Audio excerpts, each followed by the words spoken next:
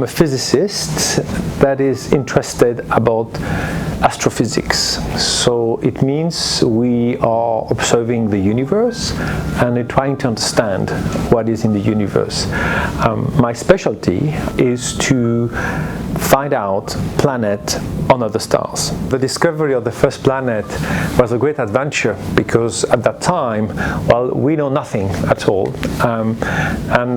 We had only one way we thought to find planet is to detect the effect of planet on a star. You cannot take a telescope and point to a star because you're blind. The telescope is just, you see the stars, it's shining so strongly, so you're completely blind. It's like looking at the sun. So it's impossible. So you have to be a bit more subtle, and that was my work. I built a completely new machine. It was really a revolutionary machine, a complete new kind, with a lot of brand new technologies, the new ways to use optical fibers, new optical components. We were the first one to use the mini computers that came up on the market, and so on and so on. And then we started to observe stars, one after the other one.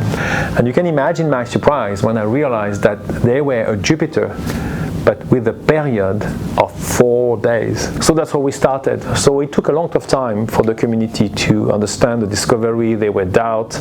It was not an easy beginning, but after more and more planets were detected, and as of today we have more than 5,000. So right now it's obvious there's so many planets, and this is the reason why we got the Nobel Prize. The question is whether there are life outside Earth. It's an unknown problem right now, but that's a problem that we think we may get some answers in the future. Life seems to be, as soon as you get the condition, it goes very quick. We had 2 other planets in the solar system that could have been a bit the same.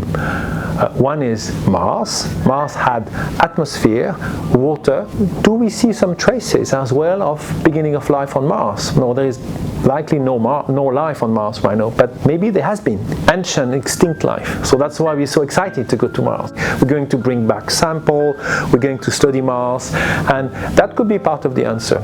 Do we have Mars also making life? So I explained very in simple way what is happening in astrophysics and how far astrophysics is going to move to the detection of Earth and life in the universe. Science is about being inspired, and by watching scientists when you're younger, asking yourself, oh, maybe I can do the same because I really want and I have the capabilities to do that. I do think that we need more people into science. Science is good for the society, and I've been trying to do that. So inspire and explain it in a simple way. I think Hong Kong has a huge potential. I mean, this is a well-known city. It's central, it's well connected, extremely well developed, and it's well connected to all a series of countries around. First, I never lost my curiosity.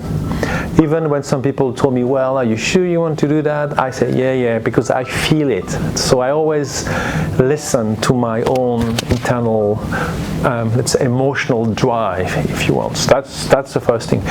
The second thing is you have to learn to fail. Because most of the things you do when you really experiment the boundary of knowledge, you fail. Whatever happens, if you acknowledge that you fail and you're responsible for it, then you learn from this failure. So it's part of the process of learning.